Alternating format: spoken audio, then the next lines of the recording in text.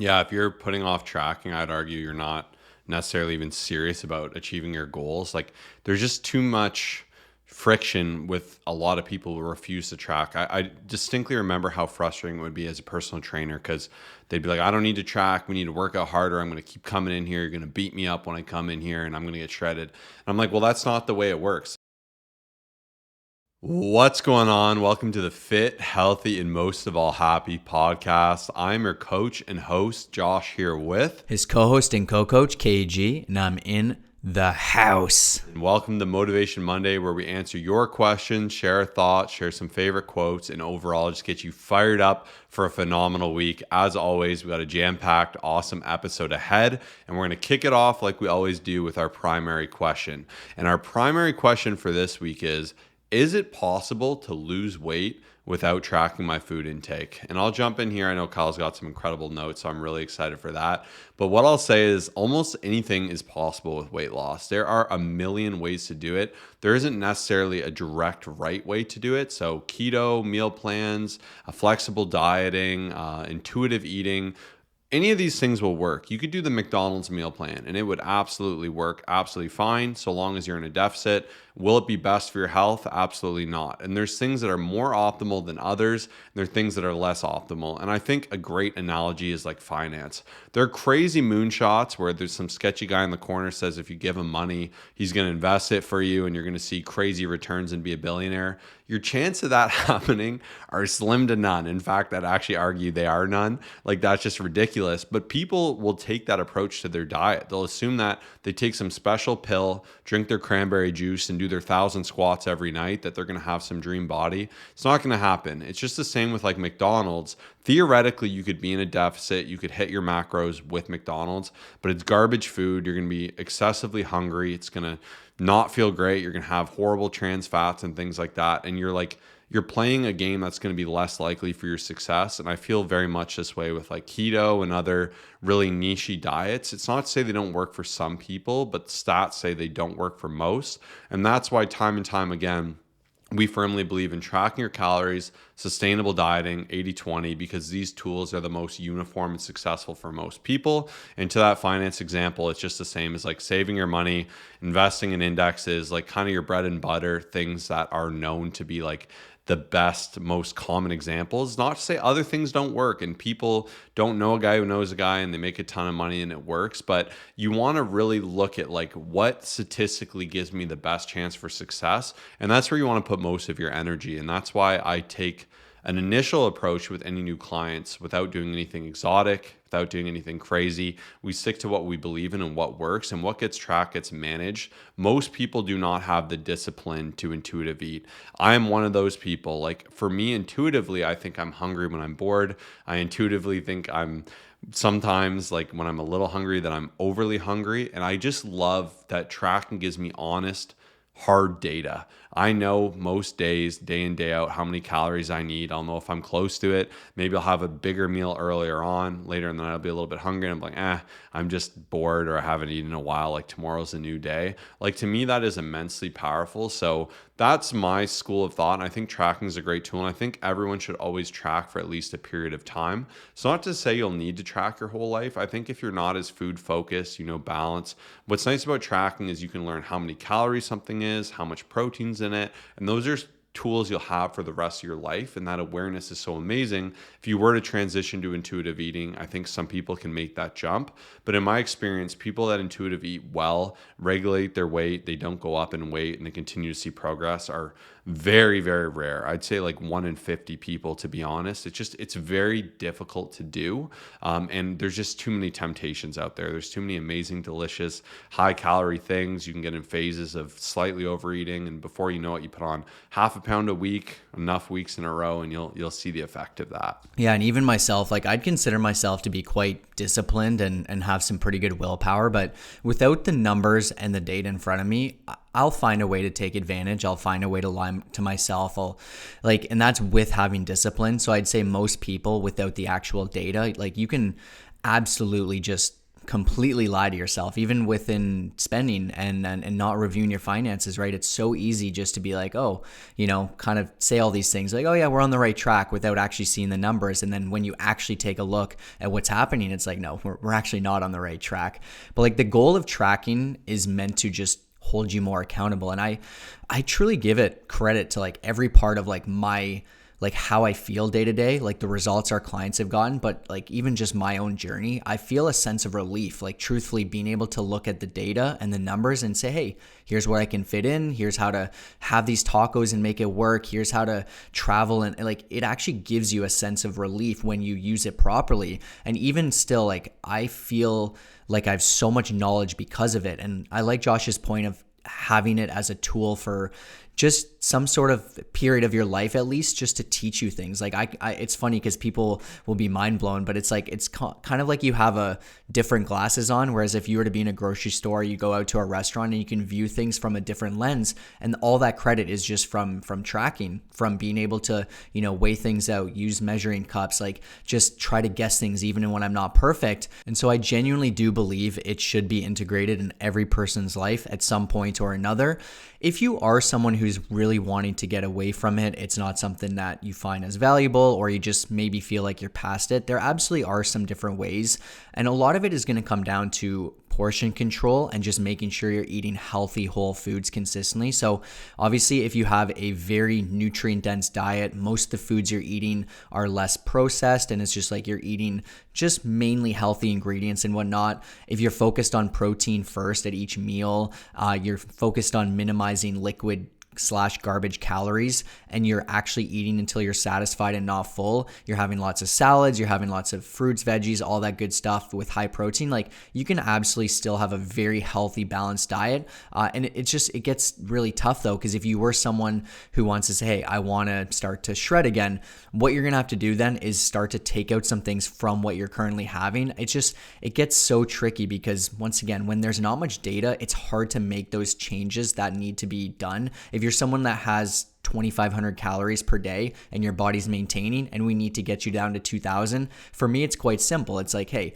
let's just take out this small snack here. Let's decrease this lunch portion down 200 calories. Okay, I can see the data. Whereas when some people want to do this, it can become a little bit hard, especially if you have a bunch of different foods throughout the day and throughout the week, and you're always changing things up. It's like, where do you pull that string to make that change? Well, who really knows? Like, when you're not actually following a specific plan that allows you to count calories. So it's absolutely doable. It's just very, very challenging. And yeah, I mean, that's going to be my answer there. But I really encourage you, if you're someone who has never tried tracking, if you're someone who finds it a little bit too challenging, download an app. We use MyFitnessPal. There's lots of great other apps there. Allow it to be a tool to give you more awareness and accountability, and show up for yourself for at least a month. It becomes so much easier. The first week is challenging. You're wondering, how do I scan things? How does this work? It gets a little bit challenging, but when you see your body start to change because you've actually done it for a certain amount of time, it can help you in so many different ways. So that's my answer there, and hopefully that helps you in some way or another. Yeah, if you're putting off tracking, I'd argue you're not necessarily even serious about achieving your goals. Like, there's just too much friction with a lot of people who refuse to track. I distinctly remember how frustrating it would be as a personal trainer, because they'd be like, I don't need to track. We need to work out harder. I'm going to keep coming in here. You're going to beat me up when I come in here, and I'm going to get shredded. And I'm like, well, that's not the way it works. Like, you can work out till you're black and blue. You put on a bit of muscle, but if you're in a surplus, you're going to keep gaining weight. You're going to gain fat. And sometimes when you work out harder, you get hungrier and you put on more weight. And that's where having control in this area is just so important. And if you're someone who's like, oh, I don't have the time to track, like, I kid you not when I say it takes me 2 minutes a day. You start to pre-save meals, start to understand how things work. Initially, it might take more work. It might take 10 minutes of your day, but is 10 minutes of your day worth success? Maybe 20 minutes of your day? Absolutely. And like anything new, you just need to embrace it. And I know there's some counter arguments towards logging. Like, I know some people will say, hey, I have a history of an eating disorder. I've been obsessive when I've tracked in the past, and I don't think that's good for me. That's a different discussion. I think the severity of that should be analyzed, and that might be something you'd want to talk through with like a therapist or a doctor. But I think even in that case, when I have someone who's perhaps a little more sensitive to being more neurotic about it, what what I'll do is I'll have more of a range, and I'll say, listen to your body, use as a background tool. And instead of having them diet, like let's say they would cut at 1600 calories, I'd say, listen, you can have between 1500 and 1900 on the days you're really full. And we can still work to find balance in that range. And it removes some of that neuroticism towards needing to like be onto the gram and all these different things. So to me, tracking is actually more freedom, and it gives me control, and it allows me to be in the driver's seat of my nutrition, of my phasing, of staying lean. And staying lean is just an amazing, wonderful feeling. And it also gives me the freedom to have all my favorite foods, because I can know if I want to have some massive meal, how to make that work, how to minimize the damage, how to have a reasonable amount while I'll still feel my best while having it. And that to me is power. So if you truly want to see change, you want to stay leaner, and there's been stats on this too. People who track their food or weigh in consistently are always way leaner, hold less fat. Like, it's worth the investment of your time, and it's totally free as well. Like, so this is a great way to show yourself you're serious. Start doing it. Start pre-logging, take it a step further, log things in before you eat them, and you literally can't lose. Like, you're guaranteeing success for yourself. Like, why have that ambiguity of saying I'm going to try to intuitively do it? And I think people will do that, and they'll start eating super healthy, they'll be intuitive, and they'll gain weight, and it's discouraging, and you feel helpless. Whereas when I get someone in this program and I can help them lose like 10 pounds in a few weeks, you're like, oh my gosh, like, it's this easy. It truly is amazing, especially when you pair it with 80-20. So eating 80% whole hearty foods. Now, this doesn't need to be like measured down to the percentage point. It's more of a thought process, right? So I'd have a healthy breakfast. I'll have a healthy lunch. Kyle goes, hey man, I got you donuts from this favorite spot. I'll be like, right on, brother. And I'll have that donut.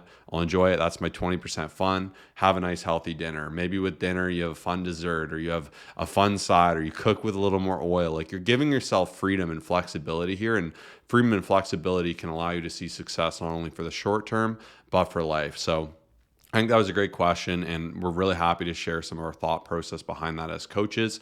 There's exceptions to every rule, like I said, but time and time again, it's proven itself. You can look at our Instagram, the phenomenal transformations there. It's a big tenet of what we have people do. And working off macros is way more freeing than like meal plans, because that's the other alternative. People say, hey, I want a meal plan, I want to eat healthy. But they work great when you're following it to a T. It's just not representative or realistic to real life. You're out to dinner with your friends, and you're going to bring your Tupperware into the restaurant. Not a chance. Like, you need to learn how to order and be a functioning person in society socially, who can go out to dinners, you can have fun snacks, you can have a donut here and there. Like, you want to be able to do these things, right? Or if you're someone who like loves a pumpkin spice latte and you're like, yeah, this is a waste of 400 calories, but I love having one to mark the fall season. Like, it's better to learn how to work that in than be like, oh, I blew up my diet, I'm not on my meal plan, and feel absolutely miserable. So that's where you need to have that long-term thinking, and logging gives you the ability to do that and do that well. Anything you want to add? Yeah, I was just going to say, I really feel like a sense of, I guess you could say, relief from having this specific approach, because when people are following intuitive eating and they were to try to fit a cookie in, or a donut for Josh's example, they kind of don't really know what to do. It's like sometimes they'll go from one donut to then like 6, because it's like, oh, well, I'm not sure what to do in this scenario. Whereas I can actually take a look at my log and be like, I've got room for one. Like, that's all I'll have. So it's like, it's meant to actually add value. It's not meant to take away from your life, whereas some people really feel that way, especially once again, that transition period of going from not logging to logging can be tough for some people, but it is a long-term investment, and it's something I'm forever grateful for. And the other thing I want to say that has really helped me along the way is just not being perfect with it. So it's meant to give me awareness. So for me, I used to struggle when I would go out to dinner, or when I would have something that I was a little unsure about. And for me to be able to still put it in and say, hey, I'm having these 3 tacos here. It's not going to be perfect. I'm not going to be able to jump behind the counter and log and ask them to do all this stuff, but I know pretty well what it is. This gives me more, I guess you could say, just peace of mind, knowing that there's something in there. I might be 100 calories off, give or take, but this is something that's actually helped, because I know sometimes people who log will struggle with perfectionism, and it just gives me a lot of peace of mind to still be able to use it as a tool to help me and not actually hurt me. Yeah, and if this still sounds daunting and overwhelming, and you're like, I don't know where my calories should be, I don't know about protein, like, We'd love to help you with that. I mean, this is what we specialize in. We have over 5,000 transformations. Our transformations are fully guaranteed, 98% success rate. So I mentioned the power of statistics and equipping yourself with the best opportunity to succeed. And those are pretty freaking good odds. So we'd love to help you see that through and guarantee your transformation for you. If you want to learn more about like what we do, and obviously there's way more to our coaching than just nutrition, you can find all that information on our website. It's the first link in the description of this episode, or you can just type in colossusfitness.com in a browser. If you can spell Colossus, it's always a good challenge to see if people can spell it. But if not, you can just click that first link and grab the access right there to learn more, no pressure. And if you're ready to take that jump and you want your guaranteed results, just fill out that form and we will take care of the rest. But now we're going to go ahead and jump into our quotes. I'm going to start with mine because I love this quote. When I saw it, I got pretty fired up, and it's from Greg Plitt, and that is, life is not about waiting for the storm to pass. It's about dancing in the rain. And what I love about this quote is just meeting life where it's at. And with fitness and health, and as a fitness and health coach, the number one thing I hear often that just makes me go, is I'm going to start XYZ. Like, I'm going to start when my kids are older. I'm going to start when school's done. Once work slows down, I'm signing up with you guys 100%. We're going to get this going. Hey, I'm going to sign up for your coaching once I actually get a couple good weeks under my belt. That's not realistic. Like, the storms do not pass. They just keep coming. And I think the best gift you can give yourself is recognizing and embracing that, because it's just so unrealistic. There's been so many phases in my life. I'm like, I'm almost through it. It's going to slow down. Everything's going to be easy and magical, and all the stars are going to align, and hitting my nutrition is going to be so simple. Going to the gym so simple. That's not realistic. And that's why our coaching program, the tenets of it are around you, your situation, what's possible for you, what you can do consistently and sustainably, and then scaling and growing from that and meeting life at where it's at. Even if it's an absolutely insane time, like you have a brand new baby, you started a new job and it seems impossible, it's so much better to do something in that time and have that balance and do absolutely nothing. Like, you need to embrace that storm and dance in that rain, if you will, because that's really the only way you can minimize damage and begin that path to success. And one thing I tell my clients all the time, I love when they navigate a crazy week and they're like, oh my gosh, this is the craziest week of my life. I still got to the gym. I got everything done, still hit my macros, but it was nuts. And I say, hey, good on you. I'm so proud, because now imagine how easy this is going to be on a week where you have more time, things are simpler, you're cooking at home. But learning to balance out and just tackle those hard situations is the best thing you can physically do. And a great shout out to our new client, Dylan. He just signed up and he has a 2-month-old. Kyle just mentioned that to me. Kyle spotted him in the gym the other day. We found out he's a friend of a mutual friend, and it was great. He took that leap. Instead of saying, I hear it too often, I know so many other people with newborn babies that'll say, once my kid's older, once things are less crazy at the house, I'm going to sign up with you guys. And they don't sign up, or they wait too late, or they're like, oh man, I put on 30 pounds. I don't know what happened. Like, learning to just battle through that. And I have a lot of clients who are new dads, being one myself, and not allowing that to be an excuse. And I remember even hearing with kids, it was like a reel or something. It's like, never let your kids, would you ever tell your kid they're the reason you're not fit or healthy? And I understand that's heavy, and I understand that might not be what you want to hear right now, but it's true. You can never blame them. And it's not to say they're not insanely hard and they nuke your sleep, they nuke your energy, they're hanging off you all the time. I'm always holding like 60 pounds of children these days between my 2 kids, and it takes it out of you, but you got to learn to roll with it. And your options are roll with it, find success within it, or just throw it all to the side and embrace, I'm never going to be fit again. I'm going to have less energy. I'm going to be unhealthy. I might not be around for them as much. There's no chance you're doing that, especially if you listen to this podcast. So instead, learn to dance in that rain. Yeah, and I think what's really been on my mind lately is, like, I see a lot of times when people go through these different periods of life, like the more challenging times, whether it's the kids, the new jobs, the moving houses, moving countries, like whatever. We've seen it all. And obviously with our clients, it's easy because we can help them create a system. Like, even I'm thinking of my client Shelby, who's actually getting married, just got married this past week. She lost about 20 pounds getting ready for the wedding, and she had a move across the country. We navigated that. She had her bachelorette throughout the challenge. We navigated that. Her wedding, her honeymoon, we're navigating all that. But like, she's with me for the next year. I'm giving her a special shout out here, but it's just easy to say, hey, I've got this wedding coming up. I'll do it afterwards. Or I have this cross country move. I'll do it another time. And I see most people, unfortunately, when they're not in our program, of course, they just get into like a reductionary mindset of like, oh, well, maybe like it's accounting season and I'm an accountant. I'm just going to do it afterwards when the season's done. Or, the 2-month-old or the 3-month-old. And then it's never ending. And the issue is, during these tougher times, you need your health, you need your mental health, you need your fitness more than ever. So instead of thinking, oh, I'll push it to the side, we have to think, how can I find a way to make it fit in? And that's just the mindset that you should have. So on that, it kind of relates to my quote here today: the body keeps score. If we don't take care of ourselves physically, if we don't align ourselves properly, it doesn't matter how strong we are mentally or spiritually. So once again, just physically is going to be the most important thing.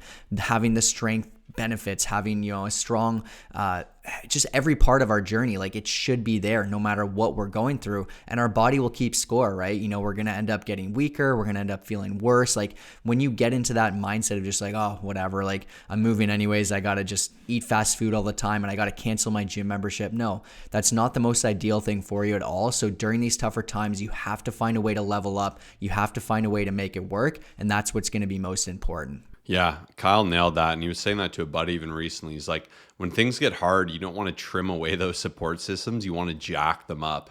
And I remember what's nice, obviously, between having 2 kids, I had 2 opportunities to navigate it. The first time, absolutely blind. The second time, having some experience. So even for me, like points of contention were like having healthy, good food options when you're in a pickle. So I got meal preps going. The other one was like having a cluttered, dirty house. Like obviously that's not fun for my wife, especially with a new baby being around. So we got cleaners for those first few months. Like we splurge and we treat ourselves, and it can be hard too, right? You're like, oh, new kid, it's expensive, it's crazy. But doing that like brought so much relief. It allowed more consistency. It gave us more time for training. We talked through like what we would do to make sure that we could both take care of our health as well as take care of our kids. So having those support systems, and like Kyle said, actually bringing more support the tougher time gets, is the best thing you can do. And like having that understanding, like the accounting example, if you're an accountant, you're absolutely slammed and it's hard to eat healthy, it's hard to get to the gym. That's where you got to be like, okay, if I need to go from 5 days a week in the gym to 4, so be it. Do it consistently, or 3, whatever it is. It's better than you claiming you're going to do none because you're too busy. And maybe you spend more money, you buy meal preps, and it's not fun. It hurts a bit, but it gets you through it. It keeps you healthy, and it saves you from gaining 20 pounds and paying for that down the line. So oftentimes you need to make investments into yourself and into your own support. And it's amazing the change and difference that can make. So I love that Kyle brought that up. And I guess as we go into our thoughts today, I just think my biggest thought is always be learning, always be growing. I think the more you just find stuff that intrigues you, that inspires you, it's amazing how much more fun it makes the journey. Even in the gym, we're going to make an episode soon. It was Kyle's idea, which is great, and we're both going to add to it. And they're fun little gym hacks or tips and tricks.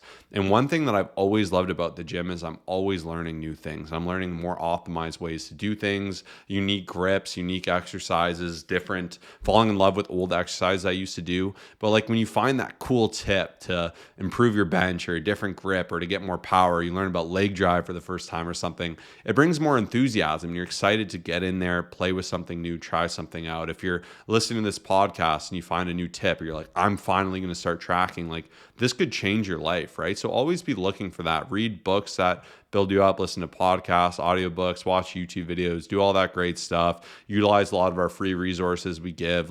Sign up for the Motivation Monday newsletter. Like there's so many opportunities to inject motivation, inspiration, education into your life. Take every one you can.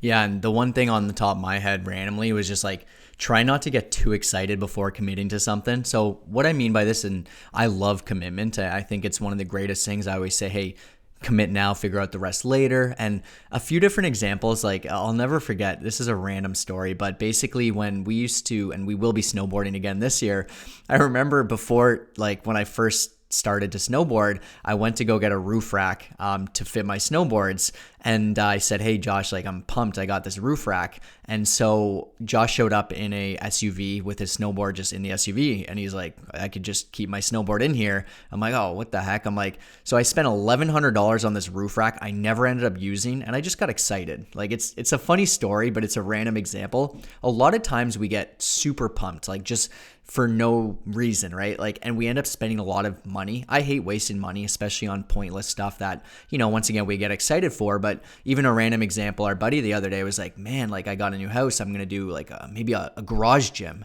We're like, you're probably not going to use it. Like, with all due respect, I'm like, hey, you could borrow a couple dumbbells. Like, if you're going to use it, cool. But like, before just like going all in and just spending a ton of money, wasting it, like, make sure you're going to use it. Even kayaks, for example, like, I love that example, but it's like, hey, I'm going to go rent the kayak down the street at this random spot near the water near my house. Let me see if I enjoy it. Let me see if I like it. Let me see if I'm going to consistently do it. But I see a lot of people get excited, especially for the fitness journey. Like, hey, I'm just going to sign up and I'm going to head right to the supplement store. So not to say it's a bad thing. I have to kind of be careful with what I say, but just like, spend time, make sure you're going to fully do it. Make sure you're not wasting, a ton of money just because you got excited for one day. Just randomly been on the top of my head as I'm like decluttering my house, like thinking of all the times I got like super excited and I had to go out and buy like the nicest stuff, and I'm like, I haven't used it. So that's a random thought I have for today. Yeah, if you're going to get enthusiastic, it's really important you put that energy in the right things and the right stuff. And I think even for this example, like, a home gym's cool, but like, having a coach is going to be better. I've had people like sign up for my personal training, be like, I just bought $600 of supplements last night. And I'm like, that isn't really where you want to put your energy or money. And what's hard sometimes too is when you wrongly allocate funds or time, it can be very discouraging because you could feel like you failed or it didn't work. So I think, even to Kyle's point, like, you definitely want to direct action effort to what's appropriate, analyze what you'll use, be realistic before you just go signing up for crazy things. And like, obviously we have a bias because you do online fitness coaching, but also because of that bias, we understand how much that works. And I tell people all the time, like, I will get you way better results than if you spent $1,000 on supplements a month, bought the best gym, had a trainer, whatever it is, like, because I know my systems work and I look at the macro of what is going to be a mover. Whereas even to Kyle's snowboarding example with the roof rack, I think people will go out for things like this and they'll buy the best snowboard, the best gear, the coolest, swaggiest stuff, but they won't invest in lessons. They won't learn how to snowboard, and it'll all just go away. And it's like, you'd be better to actually invest in learning how to do that thing better and then scaling up into that nicer stuff. It's just funny how we usually find that temptation just to ball out in the wrong areas, because that's easier and less effort, obviously intensive. But now we're going to go ahead and jump into our client shout out. Who do we have for this week? This week we have Chris Rogers, a well-deserved shout out. He went from 280 pounds to 240 pounds. He hit his goals a little early and he's still absolutely thriving. And what I love about this is he's a father of two. He's been working with Coach Jason. He's done such incredible things. Every single part of his life has fully transformed. And once again, being a father of two, there'll obviously be different struggles and different things that come up and just a lot more going on, right? But I love these transformations because when I look at that person, Chris, being 280 now to 240, how his life has improved, how he's feeling better, more confident, more energy.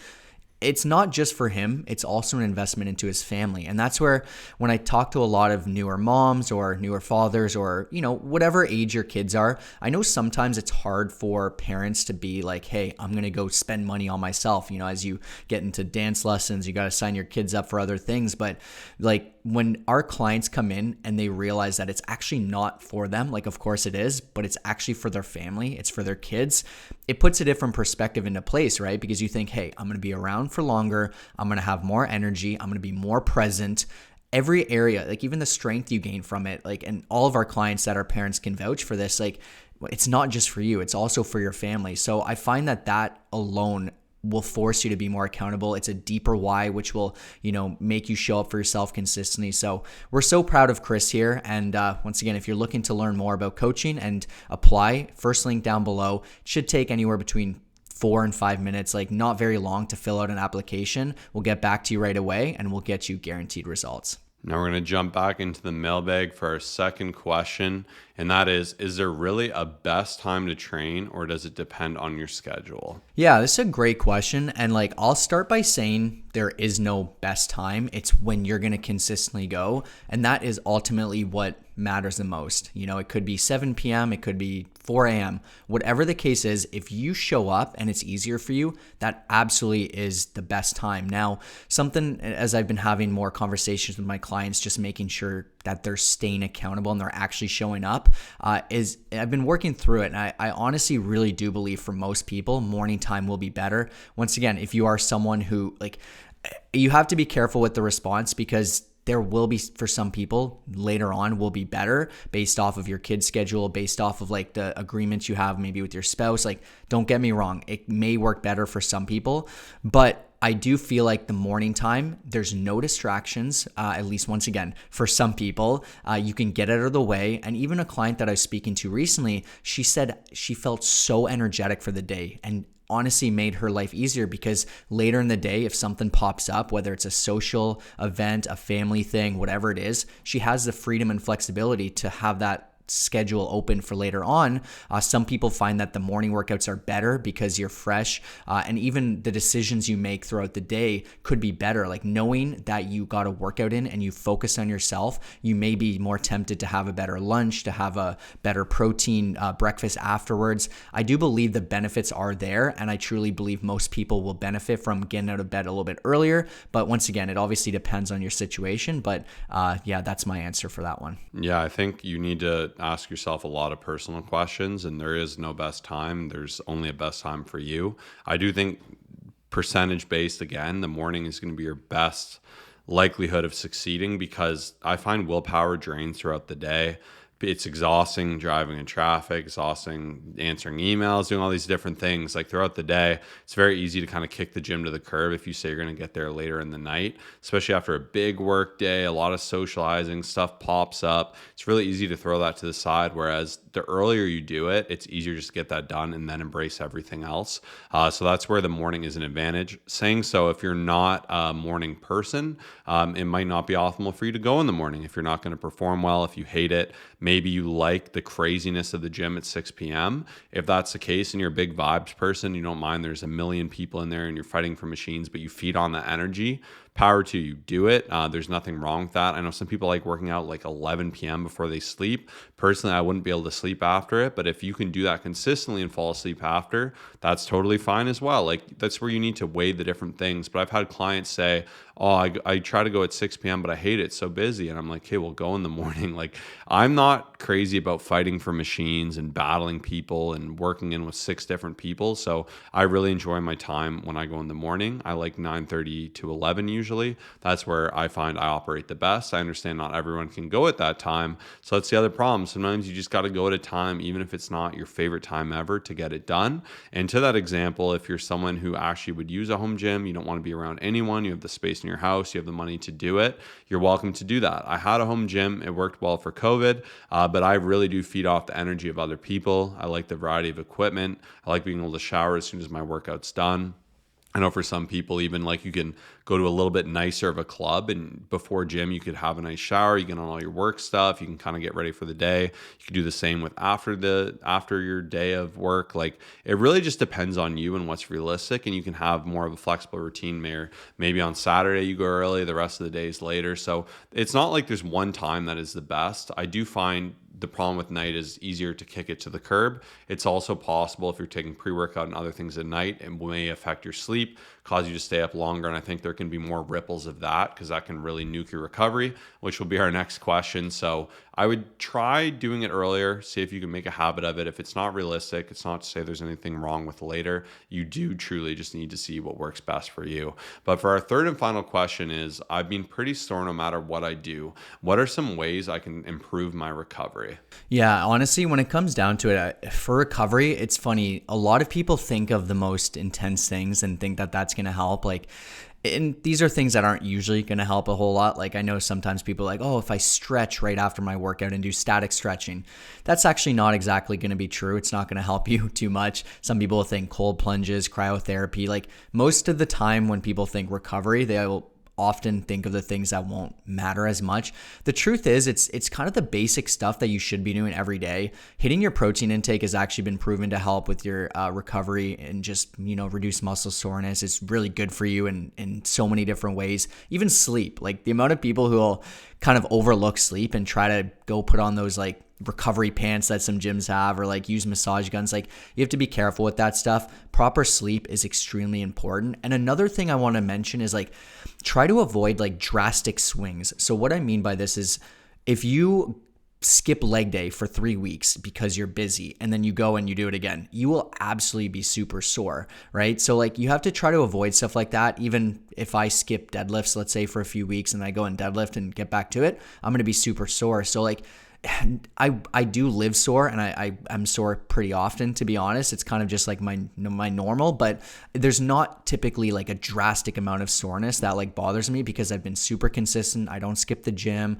I'm not doing anything where it's like, just like trying to add on tons and tons of weight that I'm not used to. So you have to kind of be careful with that. But those are my biggest takeaways. The one other thing that I do find to be pretty helpful is just like active recovery, whether that's after a workout or just in general. I find walking is actually super helpful, even though it may not seem like it. And then I do find that some sort of deep tissue work, like whatever it is that you decide to do, I find that it really kind of just opens up my body, whether it's like a lacrosse ball against the wall, whether it's my massage gun, whether it's a massage, stuff like that, I do find just loosens up the muscles a bit. And, obviously like a massage every day is not realistic. I find the lacrosse ball so solid because it's like a couple dollars. I can roll out my foot, my glutes, my back.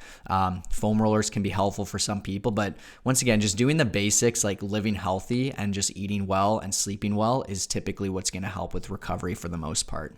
Yeah, I find like I'm rarely sore and I feel invincible when I sleep really well and I eat super healthy. So even coming off this challenge, like I just feel like I've been really consistent. Like one of my monthly goals was making sure to get to bed really early and get to bed on time. And I've just been getting really solid quality sleep, and I've been eating amazing food, and I felt pretty bulletproof. Like even I've done things in the past that would beat me up pretty good.